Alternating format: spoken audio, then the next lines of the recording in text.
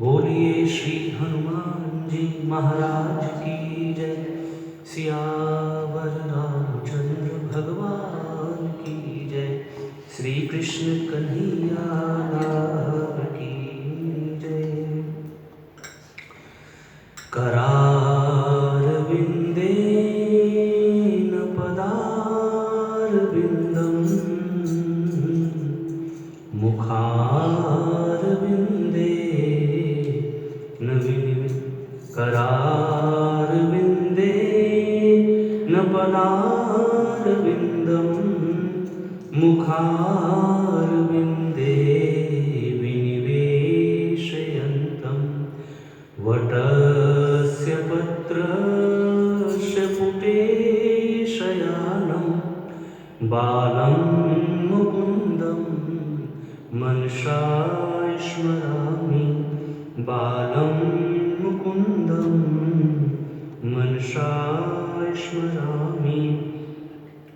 वसुदेवसुतं देवं कंसचाणूरमर्दनं देवकी परमानन्दं कृष्णं वन्दे जगद्गुरुं।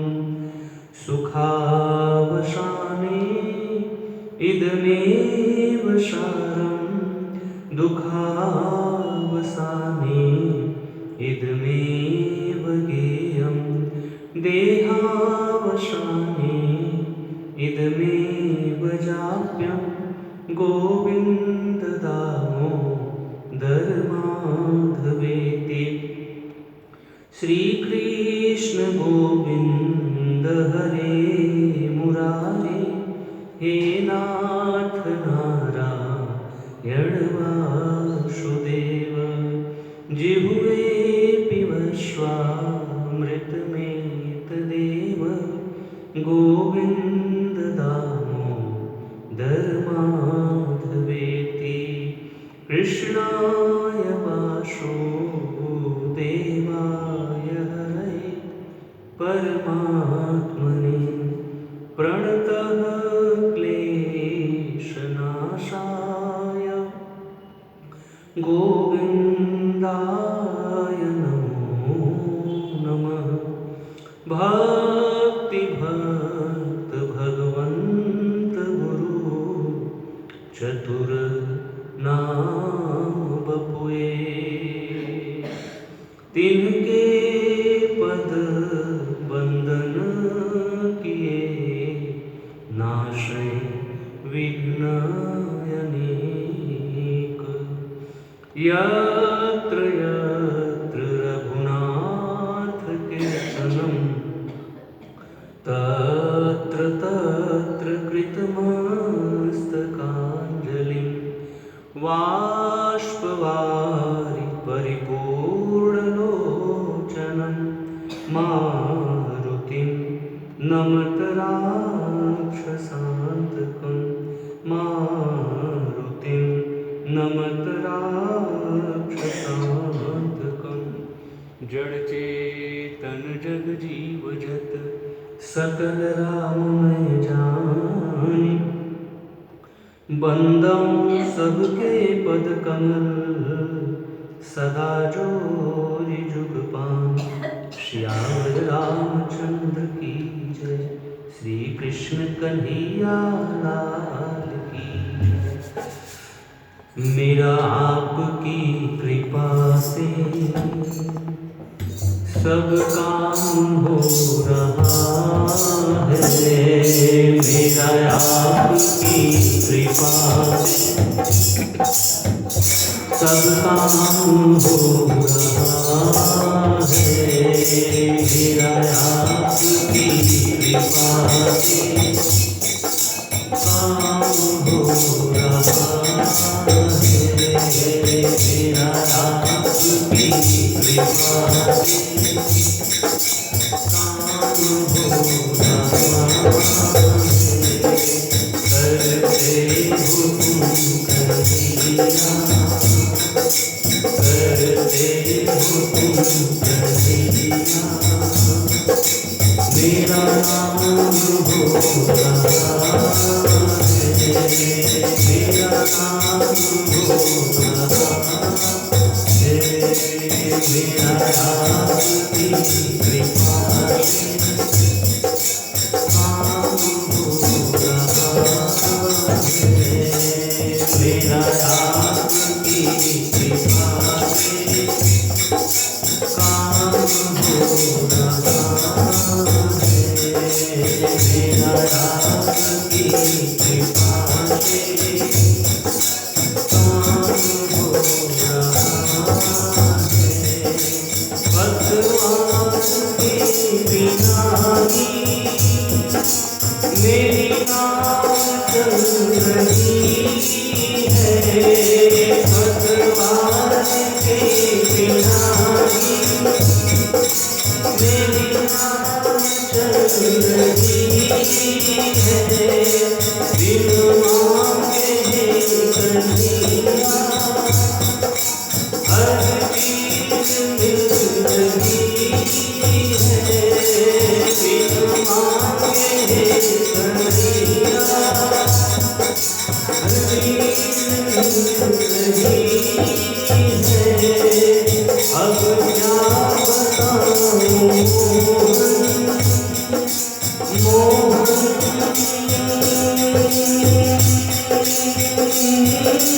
अब क्या बताऊं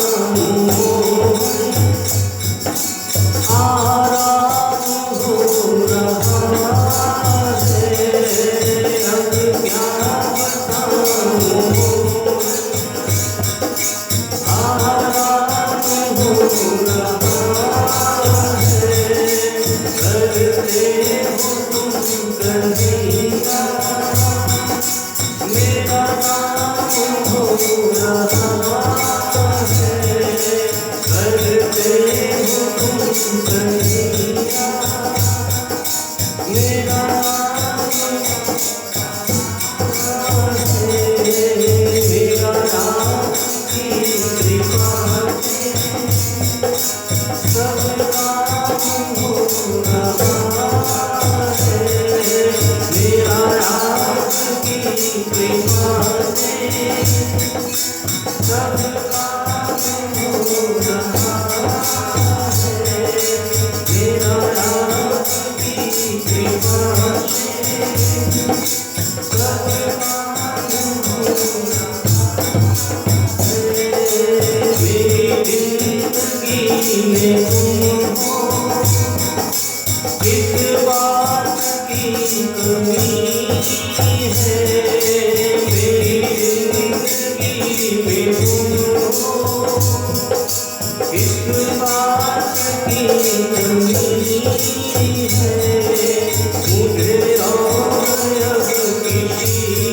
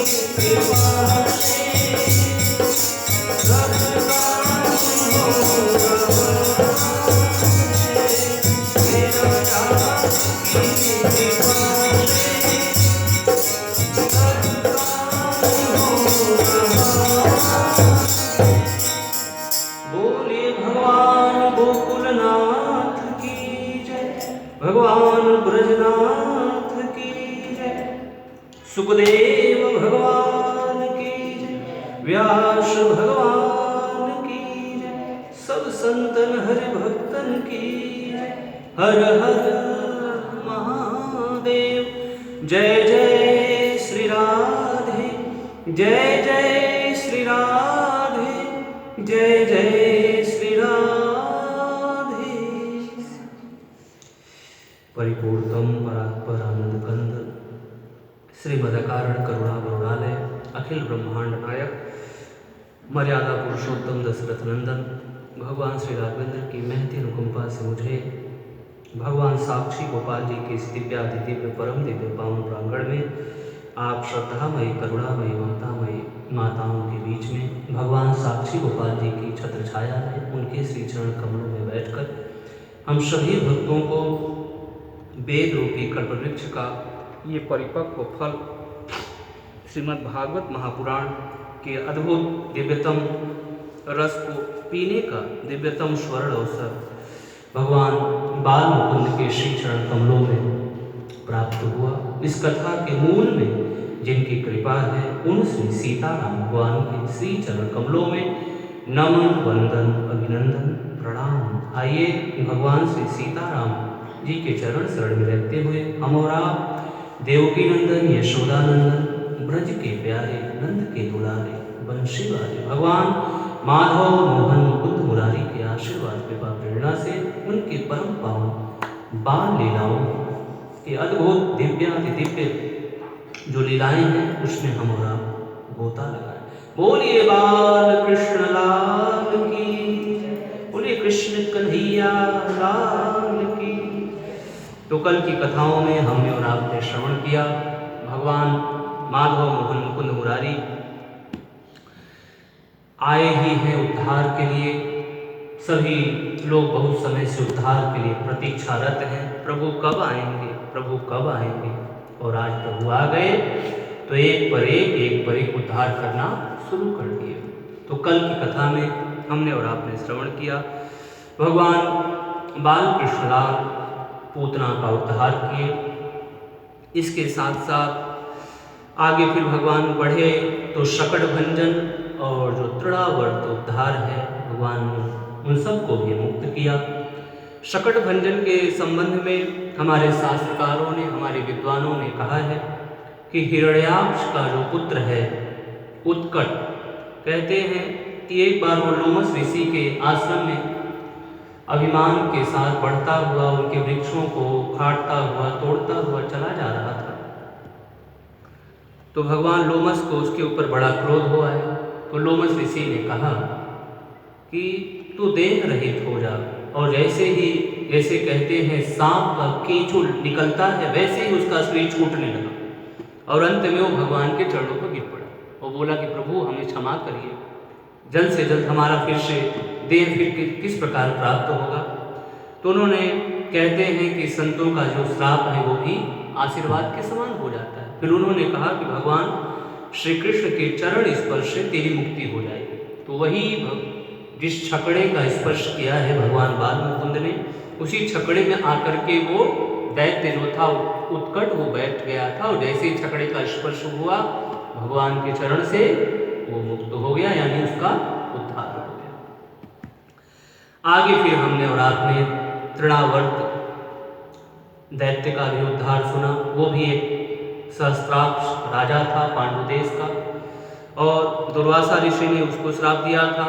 और फिर बाद में ये भी कहा कि भगवान के श्री विग्रह से आपकी मुक्ति हो जाएगी और आपका उद्धार हो जाएगा। और ऐसा ही हुआ। फिर इसके आगे की कथा कहती है भगवान का नामकरण का संस्कार आया है।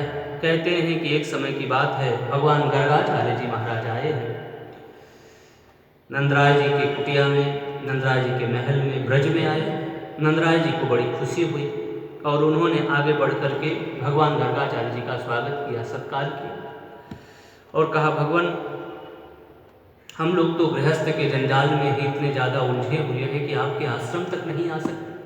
आपकी कल्याण करने के लिए, कृपा करने के लिए हम लोगों तक आ जाते हैं। आपका आगमन ही कल्याण का द्योतक है।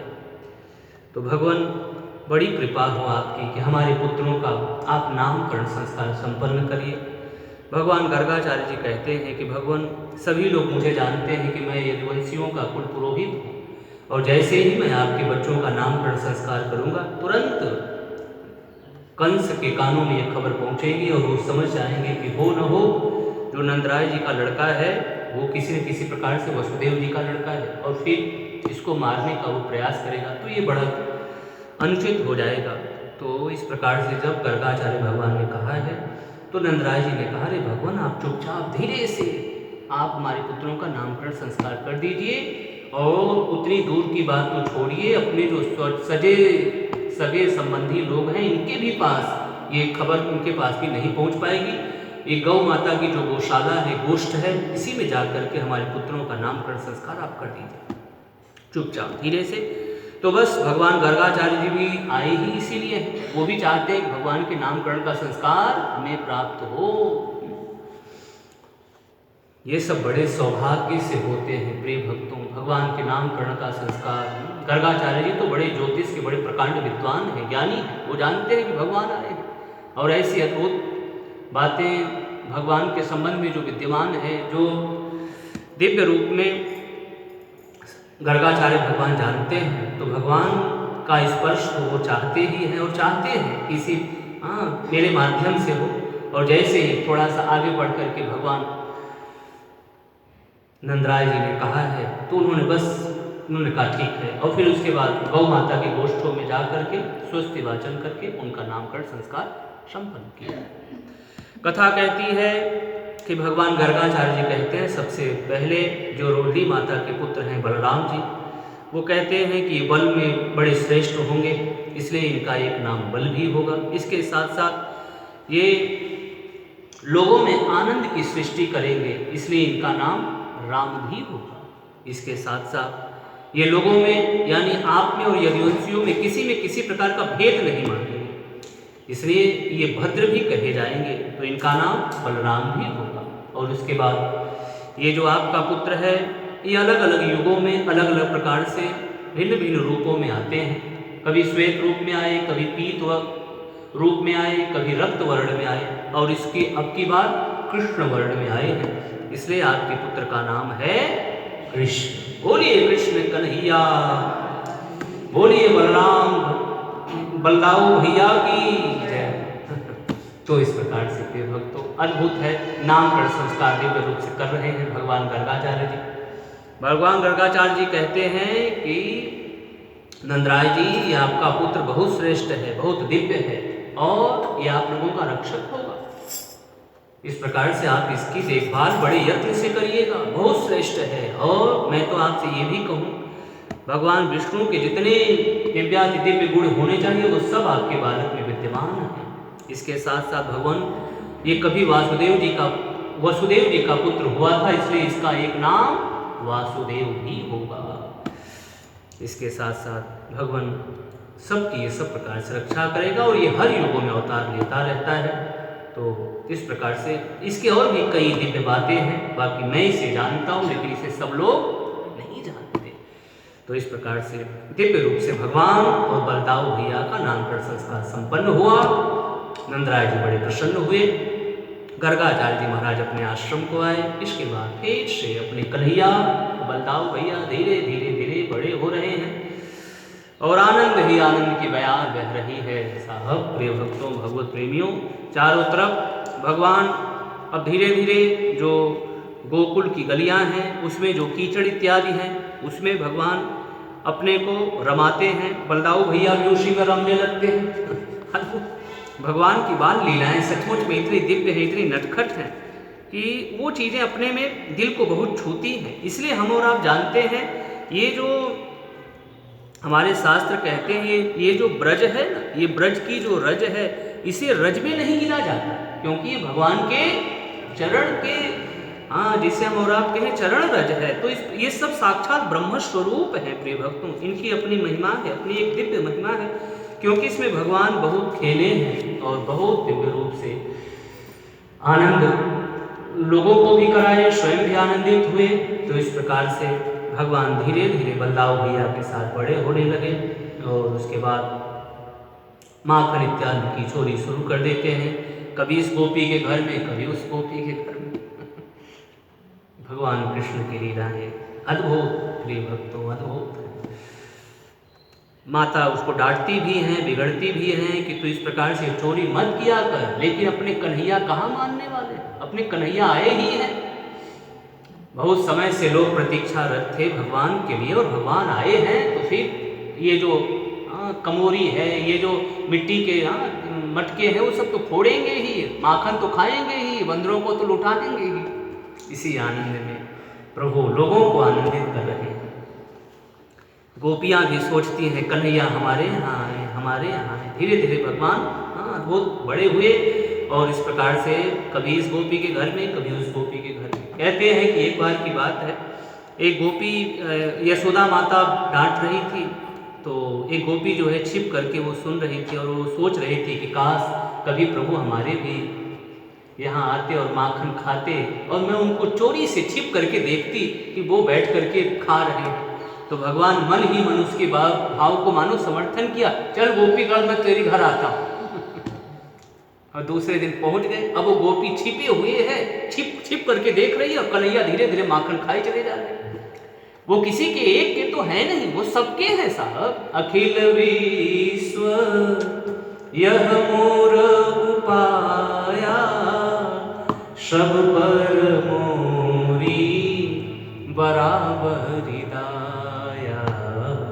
तो इस प्रकार से जब उस गोपी ने अपने नटखट बाल कृष्णलाल जी का दिव्य दर्शन कर लिया, तो आज तो इतने आनंद में वो फूली फिर रही है, आनंद में मचल रही है कि उसके आनंद का ठिकाना ही नहीं है। तो उसके बाद अन्य सखियों ने पूछा, अरे क्या बात है, तुझे कुछ मिल गया क्या, तू इतनी फूली क्यों है, इतने आनंद में, नाना प्रकार के आनंद के हिलोरे तेरे मन में क्यों उठ रहे हैं, क्या बात है, कहीं तूने कोई गड़ा धन तो नहीं पा लिया, क्या बात है, बता तू मुझे।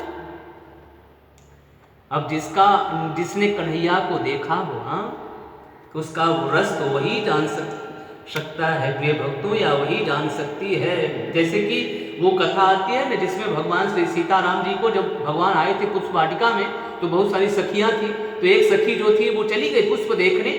तो उसके बाद अन्य सखियों ने पूछा उससे कि अरे तू इतनी आनंदित क्यों है, क्या है, क्या किसी चीज को तूने देखा है। तो वो सखी भी जो मानो उसका ये भाव था, जिसको मैंने देखा तुम लोग भी चल करके उसको देखो, तब समझ पाओगी कि वस्तुतः मैंने क्या पाया है। तो सचमुच में वो सखी कहती है कि मैंने आज अपने उस सांवले सरकार का दर्शन किया है। तो प्रिय भक्तों, बस उसके बाद भागवत जी कहते हैं वो आगे उसके बोल ही ना पाई, और उसकी आंखों से झरझर प्रेम के आंसू बहने लगे, और हृदय जो है आनंद की हिलोरे भरने लगे। तो इस प्रकार से प्रिय भक्तों, गोपियां रात भर जाग करके माखन दही को मथती, और जल्दी से सुबह होते ही माखन को रख देती थी कि अभी कन्हैया आएंगे और वो माखन खाएंगे। अद्भुत है प्रिय भक्तों, भगवान की बाल लीलाएं इतनी प्यारी हैं, इतनी श्रेष्ठ हैं कि इसमें हम जितना डूबे तो हमें और आपको उतना ही रस मिलेगा प्रिय भक्तों। इसलिए भगवान परीक्षित ने पूछा है भगवान सुखदेव से कि भगवान ये बताइए कि जो आनंद माता देवकी और भगवान वसुदेव जी न प्राप्त कर सके, वही आनंद भगवान नंदरानी और जो गोपियां हैं उनको लुटा रहे हैं। आखिर इन्होंने किया क्या था, नंदराय जी इन्होंने ऐसा क्या किया था कि भगवान की उस दिव्य बाल लीलाओं का अद्भुत जो रस है उसका वो सेवन कर रहे हैं, भगवान के अद्भुत बाल लीलाओं का दर्शन कर रहे हैं, उनका स्पर्श उनके साथ खेल रहे हैं, क्या किया था उन्होंने।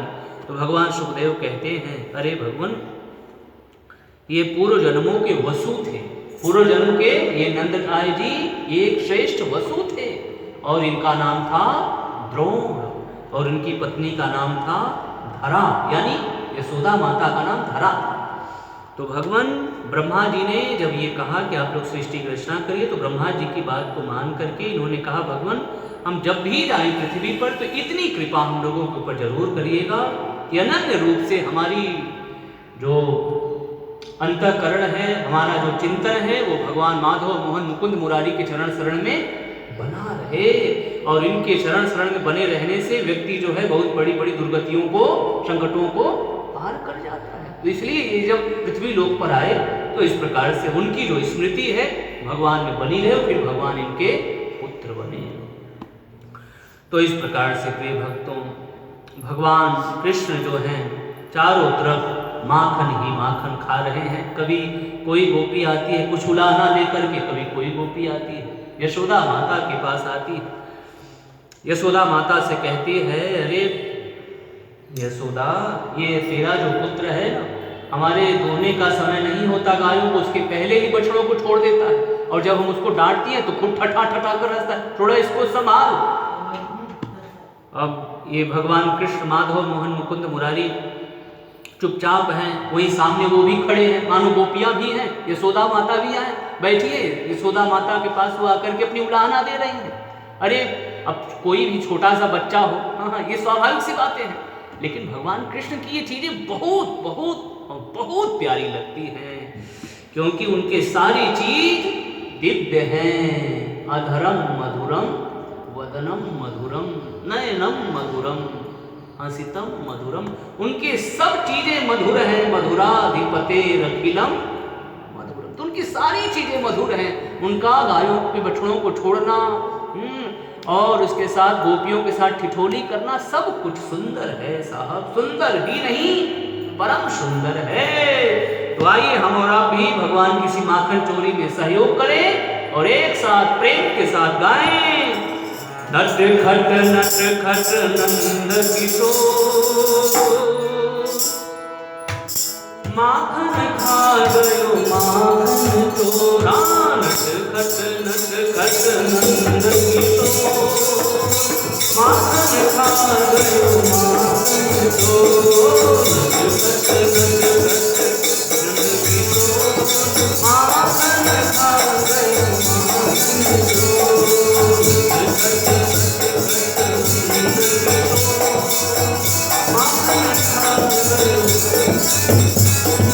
पकड़ो पकड़ो दौड़ो दौड़ो कान्हा भागा जाए, कभी कुंज में कभी कदम में हाथ नहीं आए। गोकुल की गलियों में मच गया माखन खा गयो माखन चोर। नट खट नंद किशोर, माखन खा गयो माखन चोर।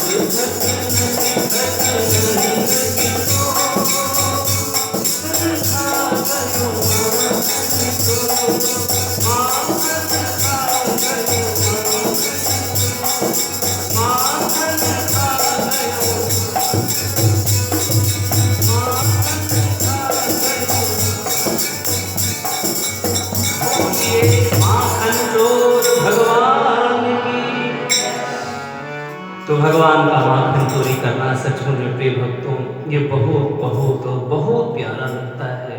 फिर मैं कहूँ इन भावों में इतना रस है कि हम और आप जितना डूबे हमें और आपको उतना ही रस मिलेगा।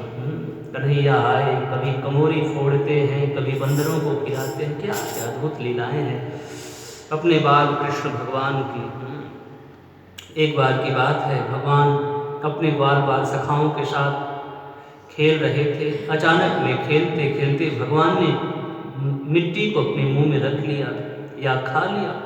दौड़े दौड़े जो बाल हैं आए, वो माँ यशोदा के पास आए, मैया मैया ये तेरे कान्हा ने आज मिट्टी खा लिया। अच्छा, अब उसके बाद कन्हैया की खबर लेती है माता यशोदा, क्यों आज तूने मिट्टी खाई है? नहीं नहीं माँ, मैंने मिट्टी नहीं खाई है। फिर ये सारे बालक तो आए ही कह रहे थे, अरे माँ ये सब झूठ बोल रहे हैं, सर्वे मिथ्या भीषण ना हम भक्षितवा अम्ब। हे माँ, मैंने मिट्टी नहीं खाई है, ये सारे बालक झूठ बोल रहे हैं। अच्छा अच्छा, तू ही अकेला सच्चा है, बाकी सब झूठ है। अच्छा, तेरे बड़े भाई बलदाऊ भैया भी कह रहे हैं। अब उस समय अभी कृष्ण भगवान चुप हो गए। बलदाऊ भैया का जब नाम आया तो चुप हो गए, क्योंकि बलदाऊ भैया शेषनाग हैं और उनकी कई हजार आंखें हैं। तो मानो भगवान कृष्ण ने उनको ये नहीं कहा कि नहीं नहीं बलदाऊ भैया भी झूठ बोल रहे हैं। उन्होंने कहा माँ तुझे विश्वास नहीं होता तो मैं अपना मुंह खोल देता हूं, तू देख। इसके पहले भी एक बार कथा कहती है कि भगवान को जम्भाई आ रही थी तो भगवान ऐसे सो रहे थे तो थोड़ा सा मुंह भगवान का खुला था। तब तक अचानक में यशोदा माता का ध्यान जो है भगवान कृष्ण के मुंह की तरफ गया। तो जैसे मुंह खुला था उसमें उन्होंने देखा क्या, अनगिनत तारे, चंद्रमा, सूर्य, दिशाएं, पाताल, पृथ्वी, जल, अग्नि सब कुछ उसी मुंह में दिखाई पड़ने लगा। अब यशोदा माँ सोचने लगी, अरे अरे ये विश्व का बखेड़ा मेरे कन्हैया के मुंह में कहां से आ गया? नहीं नहीं नहीं, ये ऐसे नहीं हो सकता, ये मेरी निगोड़ी आंखों की ही कुछ गलती होगी, मेरे कन्हैया में ऐसी चीजें नहीं आ सकती। आज भी उस समय माता यशोदा ने भी अपनी आंखों को बंद कर लिया था। भगवान कृष्ण ने विचार किया, अब की बार मैं फिर मुंह खोलूंगा ना तो माँ फिर अपनी आंखों को बंद कर देगी। तो जैसे ही उन्होंने कहा अच्छा हाँ ठीक है तुम खोल अपने मुंह को, जैसे ही उन्होंने मुंह को खोला फिर से वही सूर्य, चंद्रमा, तारे, आकाश, दिशाएं, पाताल, समुद्र, पृथ्वी सारी चीजें दिखाई पड़ रही। ये क्या है? मानो अपने कन्हैया नंदन का यही कहना है कि माँ ये जो बच्चे हैं ना ये तो यही नहीं जानते कि वस्तुतः सत्य क्या है। यदि मैंने मिट्टी खाई तो सचमुच में मिट्टी तो सबने खाई, यदि मैंने खाई तो सबने खाई। इसलिए भगवान कहाँ झूठ बोल रहे हैं, मैंने मिट्टी नहीं खाई। प्रिय भक्तों, तो इस प्रकार से भगवान आगे अब कुछ रजोगुणी कर्म करने वाले हैं। रजोगुणी का मतलब कुछ युद्ध करने वाले हैं, किसी को मारने वाले हैं। और अपने कन्हैया सतोगुणी है। कन्हैया ने विचार किया कि आगे मुझे रजोगुणी कर्म करने, इसलिए कुछ रज को अपने मुंह में धारण कर लेता हूं। पृथ्वी माता को भी शुद्ध करना है ना। इस पे कई चीजें, पृथ्वी माता भी विकल होती है। हमने और आपने पहले ही श्रवण किया कथा में कि पृथ्वी माता गौ का रूप बना करके गई थी। तो पृथ्वी माता के भी रज को लेकर के मानो माँ पृथ्वी को शुद्ध कर रहे हैं।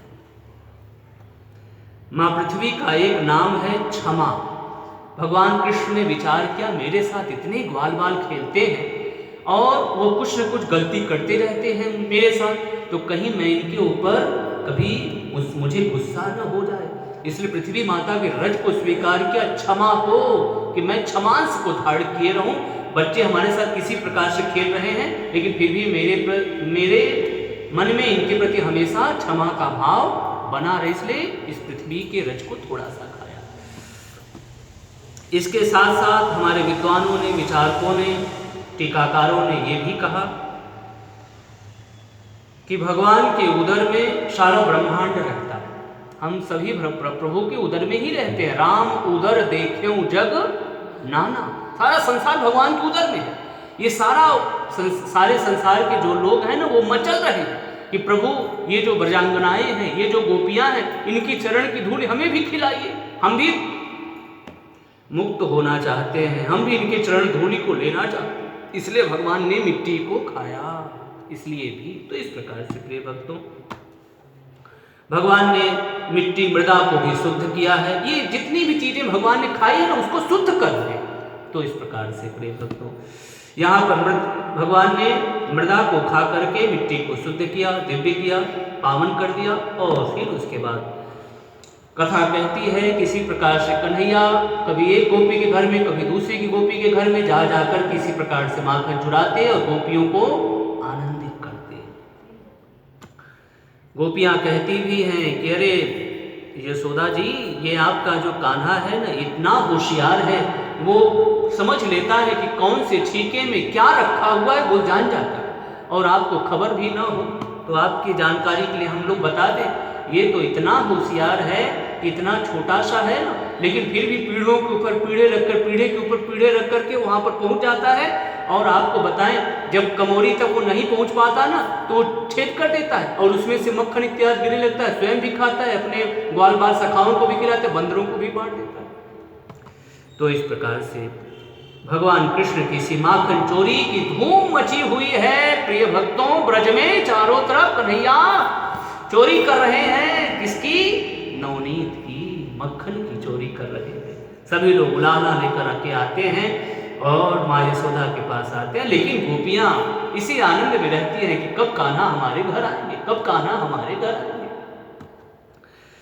भगवान कृष्ण की इन्हीं बाल लीलाओं का दर्शन कितनी प्यारी है प्रिय भक्तों। भगवान की इस बाल लीला की जो अद्भुत छवि है, जो अद्भुत दर्शन है प्रिय भक्तों, जो इसमें रम जाए ना, फिर वो इसी में रहना चाहेगा, फिर वो इससे बाहर निकलना ही नहीं चाहेगा। तो भगवान कृष्ण का प्यारा सा सुंदर सा जो मुखड़ा है, चांद सा, चांद से भी श्रेष्ठ है भगवान का। तो इस प्रकार से कहते हैं कि एक बार भगवान अपने घर में ही चोरी कर रहे थे, तब तक यशोदा माँ आ गई। जैसे यशोदा माँ आई, एक क्षण के लिए तो चुप हो गए। उन्होंने कहा, अरे माँ, मैं आपको क्या बताऊं, ये आपने जो पद्मराग मुझे पहना दिया है ना, ये इतनी जल रही थी ना, इसी को मैं ठंडा करने के लिए मैंने माखन में हाथ डाला था, इसको ठंडा करने के लिए। इतनी गर्मी लग रही थी इससे, ये आपने जो पद्मराग पहना दिया है, मैं इसको ठंडा करने, मैं खा नहीं रहा था ना, मैं माँ में चोरी नहीं कर रहा था। मड़ियों के खंभे लगे हैं। कहते हैं कि जब भगवान चोरी कर रहे थे, तब तक इतने में मड़ियों में भी एक परछाई दिखाई पड़ी। अरे ये कौन है, कहीं ये मेरी मैया को बताने दे। अरे भैया तुम बताना मत, तुम्हारा भी मैं भाग लगा दूंगा, इस माखन में तुम भी खाना, हम भी खाएंगे। तब तक माँ यशोदा गई। अरे माँ, आपको पता नहीं, ये देख रही हूँ खंभे में कौन खड़ा है, ये मुझसे कह रहा था कि मुझे माखन खिलाओ, मैं चोरी नहीं कर रहा था, यही मुझसे कह रहा था। अब यशोदा माता बड़ी आनंदित होती है। वो कहती है, बेटा कोई बात नहीं, सब कुछ तेरा ही तो है, इसमें चोरी की कोई बात नहीं। कभी माँ प्रसन्न होती और कभी माँ हाथ में छड़ी भी उठा लेती। अब मैं आज तुझे सबक सिखाऊंगी। तो ये सारी चीजें प्रिय भक्तों, ऊपर के जो देवता हैं देख देख करके तरस रहे हैं कि हम भी चले इस प्रभु के बाल लीला में आनंद मनाएं, हम भी आए प्रभु के इस दरस परस आनंद लें। प्रिय भक्तों, ऊपर से सारे देवता भगवान की बाल लीलाओं पर नजर बनाए हुए, और भगवान की बाल लीलाएं इतनी प्यारी, इतनी सुंदर, इतनी श्रेष्ठ मनोहारी हैं कि वो दिल को छू रही हैं। तो इस प्रकार से एक दिन की बात है, यशोदा माता के साथ बहुत सारी गोपियां बैठी हुई थी। भगवान कन्हैया खेल रहे थे, बाल कृष्णलाल। अचानक में भगवान का ध्यान ऊपर गया, तो भगवान ने ऊपर देखा क्या कि आज पूर्णिमा की पूरी चांदनी बिखरी हुई थी, और उस चांदनी से जो आंगन था वो धुल गया था। हम और आप जानते हैं कि जिस दिन चांदनी होती है वो हम सबको प्यारा लगता है, अच्छा लगता है। हाँ, चंद्रमा, चंद्रदेव बहुत प्यारे लगते हैं, सुंदर लगते हैं। इसलिए तो हम और आप कहें कि जब इस प्रकार से भगवान कृष्ण ने चंद्रमा को देखा, तो भगवान पीछे से आए, मानो यशोदा मैया गोपियों के साथ बैठी हैं, रात का वक्त है, पूर्ण चंद्रमा खिला हुआ है। अब भगवान ने देखा उधर चंद्रमा की तरफ, अब बस उनको वही चाहिए, लेकिन वो माँ से कहें कैसे, तो भूमिका बना रहे हैं। माँ ने अपने सिर पर जो अपने पल्लू को ले रखा है, साड़ी को ले रखा है, पीछे से आए, उसकी साड़ी को से पीछे खींच ली, और जब उसका पल्लू गिर पड़ा तो उसके बाद उसके बाल को खोलने लगे। माँ मुझे वो चाहिए, मुझे वो चाहिए। अब यशोदा माँ तो समझे न समझे, उन्होंने गोपियों की तरफ इशारा किया, गोपियों ने अपनी गोद में ले लिया। अरे लाला तुझे क्या चाहिए? अरे मुझे वो चाहिए। क्या चाहिए तुझे? माखन चाहिए? ना ना ना, मुझे माखन नहीं चाहिए। कुछ खुरचना है? नहीं नहीं, वो भी नहीं कर। दही चाहिए? नहीं नहीं वो भी नहीं चाहिए। घी चाहिए? नहीं चाहिए। फिर क्या चाहिए? वो ऊपर जो दिखाई दे रहा है, मानो भगवान ने कहा मुझे नीचे की चीज नहीं चाहिए, वो ऊपर जो दिखा प्यारा प्यारा सुंदर सुंदर वही उसी के साथ। अरे मेरे बाप, ऐसी बातें गोपियां कहती है, वो हम तुझे कैसे ला करके देंगी? वो कोई माखन थोड़ी है। पता है तुझे वो क्या है? वो राजहंस है। वो इस नीले आकाश में वो तैर रहा है, वो वहीं रहता है। अब प्रभु तो और जोरों से रोने लगे, नहीं नहीं मुझे चाहिए, मुझे चाहिए। बच्चों की वही लीलाएं, अद्भुत लीला है। बच्चे किसी चीज पर जिद कर ले तो जब तक वो चीज मिल नहीं जाती तब तक, इसलिए बच्चों का हट बड़ा प्रसिद्ध है। उसमें अपने कन्हैया भी है। तो कन्हैया ने हट कर लिया, मुझे चाहिए मुझे चाहिए। तब तक दूसरी गोपी ने ले लिया। अरे बेटा देख, ये ना तो राजहंस है ना तो माखन है, ये पता है क्या है? ये चंद्रमा है, ये ऊपर रहता है, बहुत ऊपर है बेटा। नहीं नहीं मुझे चाहिए मुझे चाहिए। भगवान कृष्ण तो मानने को राजी नहीं है। अब उसके बाद कहते हैं कि यशोदा माता ने अपने लाला को अपनी गोद में लिया। उन्होंने कहा बेटा ना तो ये राजहंस है और ना तो ये चंद्रमा है, ये माखन है। लेकिन बेटा पता है ये माखन ऐसा है कि इसमें जहर लगा हुआ है, ये खाने योग्य नहीं है। कैसे माँ इसमें जहर लग गया? अब बात बदल गई। माँ को भी बदलना था, अब बात बदल गई। अरे बेटा तुझे मैं बताऊं, एक क्षीर सागर होता है। अच्छा माँ वो कैसा होता है? अरे बेटा वो क्षीर सागर दूधों का सागर है। अरे माँ कितनी गायों ने दूध दिया होगा? अरे बेटा गायों ने दूध नहीं दिया, जिन्होंने गायों में दूध बनाया वो उनका सागर है, उन्होंने उसमें बनाया है दूध, वो उनका सागर है। अच्छा तो बेटा एक बार क्या हुआ, ये जो मथानी की रही बनाई गई और वासुकी नाग की रस्सी, और तो माँ जैसे ये गोपियां माखन मथती है, दही मथती है, वैसे हाँ हाँ बेटा वैसे ही भगवान कृष्ण माँ से इस प्रकार से कुछ दिल लगी हो रही है। बाल लीलाओं की अद्भुत लीलाओं का वर्णन हो रहा है। भगवान और माँ में प्रश्नोत्तरी चालू है। माँ जैसे गोपियां दही मथती हैं वैसे ही ना? हाँ बेटा वैसे ही दूध का मंथन किया गया उस दूध रूपी सागर का। तो बेटा पता है तुझे उसमें से जहर निकला। अरे माँ दूध में से जहर कैसे निकला? अब बेटा मुझे इसके बारे में कुछ पता नहीं, वो तो भगवान जाने। लेकिन तुझे पता है बेटा क्या हुआ कि भगवान शिव शंकर ने उस दूध को उस जहर को पिया, तो पीते वक्त कुछ जहर थोड़ा नीचे गिर गया, तो वही जो फुहियां गिरी जहर की उसी को सर्पों ने धारण कर लिया, इसलिए वो विषधर हो गए। इसलिए बेटा चंद्रमा की तरफ इशारा करते हुए माँ ने कहा ये जो माखन का लौदा है ना, ये भी वहीं से निकला है, इसलिए इसमें भी थोड़ा सा जहर लगा है, इसलिए खाने योग्य नहीं है, इसलिए तुम घर का माखन खाओ। बोलिए बाल कृष्ण लाल भगवान की। तो प्रिय भक्तों इस प्रकार से अद्भुत अद्भुत अद्भुत बाल लीलाएं हैं भगवान माधव भगवान मुकुंद मुरारी की। इसमें जितना हम डूबे भगवान कृष्ण की बाल लीलाएं अद्भुत साहब। वैसे ही बालक की बाल लीलाएं तो प्यारी लगती है, उसमें भी अपने कन्हैया आए ब्रज की गलियों में आनंद कर रहे हैं, लोगों को आनंद दे रहे हैं, उन्हीं के लिए तो आए हैं आनंद करने के लिए। ये बड़ी बातें हैं प्रिय भक्तों। जो ब्रह्म जाना नहीं जाता, जो वाणी का विषय नहीं है, जो सब चीजों से परे है, वही लोगों के आंखों का हाथों का लोगों के स्पर्श का विषय बना हुआ है। ये प्रेम नहीं तो और क्या है। तो इसके बाद फिर कथा कहती है भगवान ने विचार किया कि यमलार्जुन का भी उद्धार कर दें। अब इसी के साथ साथ यमलार्जुन वृक्ष भी 100 वर्षों की जो लंबी अवधि देवर्षि नारद जी ने बता दिया था वो भी अब पूरी होने को आई। कहते हैं कि एक बार माँ यशोदा अपने लाला को अपनी गोद में लेकर खूब दुलार रही थी और स्नेह प्रकट कर रही थी। इतने में माँ ने देखा क्या कि अंगीठी पर जो उन्होंने दूध रखा था उसमें उबाल आ गया। अब उन्होंने भगवान कृष्ण को प्यार करना छोड़ करके ऐसे नीचे बैठा करके चली गई दूध को उतारने, और जैसे उतारने गई अब इधर कन्हैया नाराज। अपने कन्हैया को तो बस लीला ही करनी है, आनंद ही आनंद है सारे प्रिय भक्तों।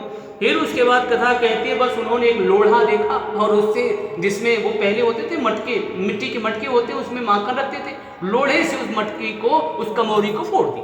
चारों तरफ माखन ही माखन बिखर गया और कुछ उखल पर चढ़ गए, उखल को उल्टा कर दिया। भगवान ने उखल को वो उल्टा कर दिया और उस पर खड़े होकर के बंदरों को भी खिलाने लगे, लो आप भी खाओ तुम भी खाओ। अब उसके बाद माँ ने विचार किया आज तो कन्हैया को तो आज कुछ सबक सिखाना जरूरी है। अब माँ ने हाथ में छड़ी ले लिया, दौड़ पड़ी। अब कन्हैया को कौन पा सकता है। एक बार ऐसे ही कौशल्या माता भी भगवान राम के पीछे दौड़ी थी, तो बाबा लिखने लगे अरे माँ आप किसको पाने के लिए दौड़ रही हैं? जो बड़े बड़े महादेव के भी जिनके ध्यान में नहीं आए वो आप उनको पा सकती हैं। निगम नेति शिवयंत न पावा, ताहि धरे जन निहठि धावा, ताहि धरे जन निहठि धावा। तो भगवान भागे जा रहे हैं, माँ भी दौड़ी जा रही है, और इस तरह से दौड़ते दौड़ते दौड़ते दौड़ते माँ थक गई।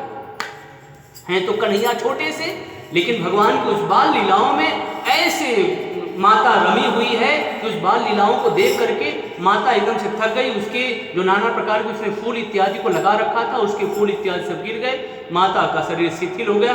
अपने मुरारी ने देखा कि अब हमारी माता जो है विशेष रूप से थक गई है, अब मुझे अपने को माता को समर्पण कर देना चाहिए। माँ चल ले, मुझे तू बांध दे।